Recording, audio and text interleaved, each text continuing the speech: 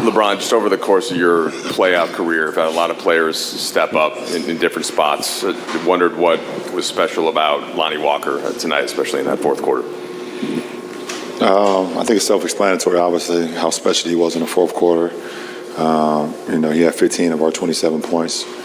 But just more importantly, just like, my career, my 20-year career, I've seen a lot of young guys kind of lose confidence in themselves or lose themselves if they, been in a rotation or started or had big minutes on the team, and then they get taken out of the lineup, because of certain situations or circumstances, whatever the case may be, and they just completely lose themselves, and for him to be a young guy in this league and just consistently every single day showed up, been a professional, great energy, high character. It showed why he was able to, throw everything to the side and just be him tonight in that moment. And, the game ball definitely goes to him. We don't win without him. Dave? LeBron and AD, if I could get both your perspective on the communication between both of you on the defensive sequence where Draymond had the ball late in the game, you guys end up with, getting the ball without the Warriors getting a shot off. What are you talking about? Which one? When Steph threw it out of bounds? That one? No, Draymond throws it baseline. Oh, yeah. On the steal. On the hammer action. They were trying to run a hammer action for Clay. At that point, I think we were switching everything, just us communicating. When I seen, I think it was Wiggs set the hammer action for Clay. Just read it and just taking him out, not even paying attention to the ball, and I just turned around and the ball was there. So that's our defensive communication. Yeah, I think the best thing that happened was that actually what ended up happening is that me and AD was in action. We've been in enough actions where we can communicate to be able to, figure out the. Except the Minnesota play-in. I was going to mention that. I try not to bring it up. Guys, I'm curious, with the energy that you're expending on the defensive end in this series and in the last series as well, how important has it been for you guys to have, whether it's Austin in Game 1, Lonnie tonight, there's been D'Lo moments, to have these other guys, what kind of trust do you have in them on the offensive end of the ball to kind of allow you guys to, in the fourth quarter, for instance, take on one-on-one assignments with Steph? Yeah, that's what it's about. And, me and Brian going to do our parts. But it's the other guys that's going to help us win.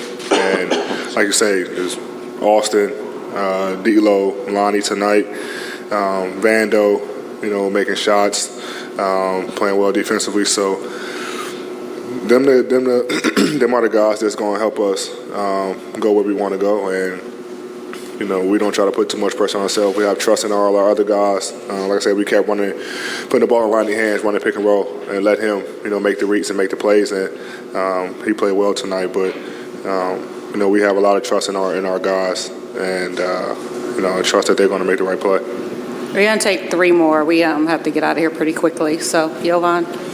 Question for LeBron. We've seen the kind of chess match with you trying to draw Steph into actions, late in games for years now. You did that a lot in the fourth tonight, and they were kind of trying to pre-switch it, but you kind of be deliberate and patient with it. Why did the fourth quarter kind of feel like the time to do that, and why was that so effective for you guys on the stretch? It's just reading the game, just figuring out best ways we can be effective offensively, and we felt like that was an opportunity for us to try to get some good looks. Obviously, that was what we went to, and we was able to be successful in a lot of those possessions in the fourth. There's a couple of them, I wish I could have had back, but for the majority of the quarter, we was able to get some good looks, with using either. Me handling the ball, with Lonnie setting it, or whoever Steph's man was, or me just setting pick and rolls onto Steph and seeing how they react to that. But, listen, they were doing the same thing to us from the beginning of the game. Steph was literally playing angle pick and roll, targeting guys all night long, and you got to sit down and defend. And I think both teams did that tonight.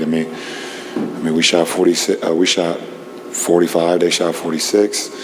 We was 24 from 3%. They was 29. So both teams defended at a high level. And that's what the postseason is about. Last two.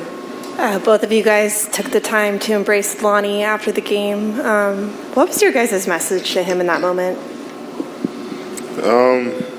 He always, I know he said last game that, he always dreamt of these moments of him playing in the, playoffs and big games. And that was really it, just telling him, this is what he was built for. The moment he's been waiting for, and he shined. He did what he was supposed to do. He did what he knew he could, staying ready. This is why he put in all the work. Whether he's not playing, he go through a stretch of games where he start and then he doesn't play, and he always stayed mentally prepared and physically prepared to check in and do what he do. So, we right there with him. He's always supporting us, whether he's playing or not. Great energy, and it was a big time performance for him tonight. So we just wanted to embrace him and let him know that. Last question, Malika.